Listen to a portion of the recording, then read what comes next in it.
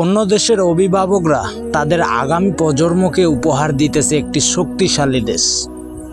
যদি একটি তর্ক বিতর্ক লাগে তারা হুমকি দেবে, দেখ তোকে শেষ করব, তো দেশকে চুরমার করে দিব।